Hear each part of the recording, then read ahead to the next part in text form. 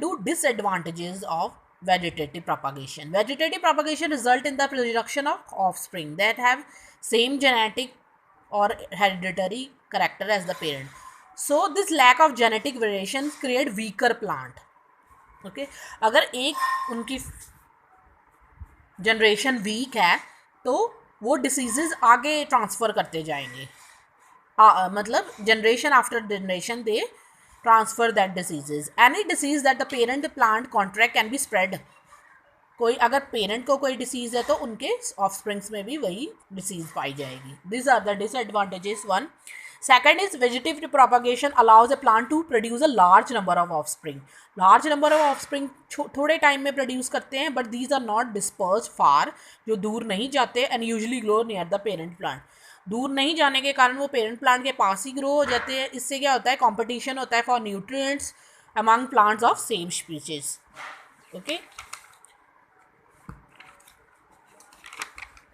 और कई बार उनकी वो डेड भी हो जाते हैं because they do not get proper nutrition.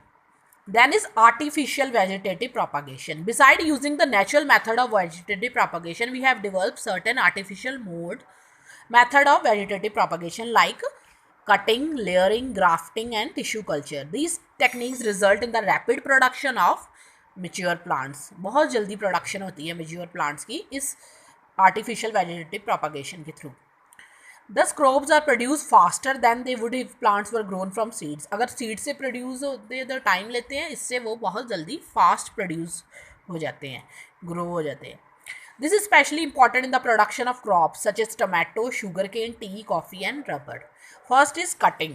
A part of the stem is cut and cut end is, पहले उस stem का part cut करते हैं, उस cut end को moist soil में plant कर देते हैं.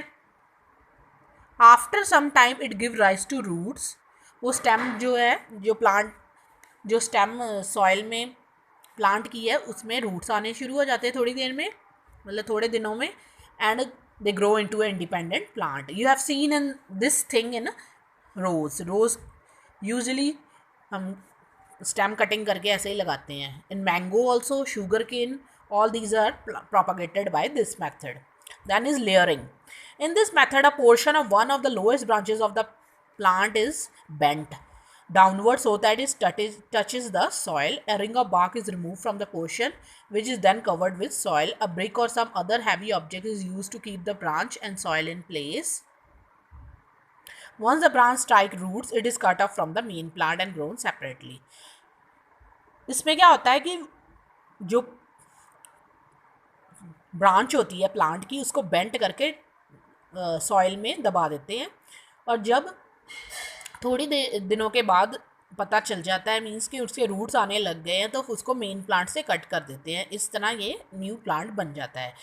ठीक है, ये लेयरिंग होती है लेमन में, रोज में और जैस्मिन में.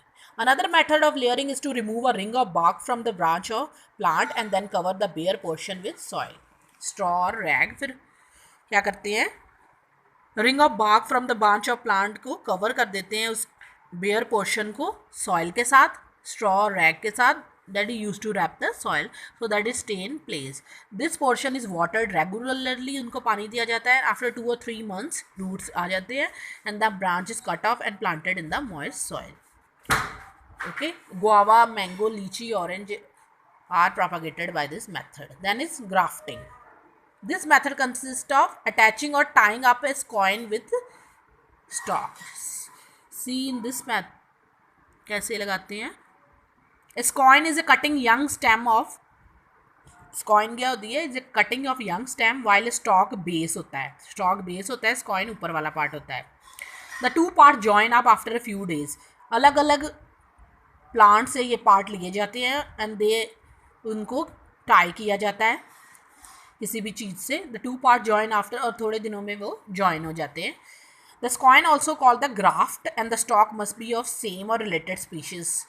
सेम स्पीशीज से या रिलेटेड स्पीशीज से ही लिया जाता है. This method is usually common in mango, rose. Birds can also be inserted under the bark of stem of stock. Any bird that grow from the stem of stalk is removed to allow only the grafted bud to grow.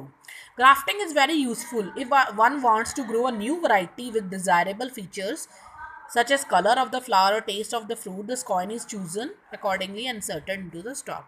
कई बार क्या होता है, दो अलग अलग plants जो बहुत अच्छी वैरायटी के फ्रूट्स देते हैं या फ्लावर्स देते हैं उनको अटैच किया जाता है. अलग अलग प्लांट से स्पीशीज सेम होती हैं, अलग अलग प्लांट से उनके पार्ट लेके ऐसे ज्वाइन कर देते हैं ताकि उनमें अच्छे से अच्छे फ्रूट्स ग्रो कर सके. ओके.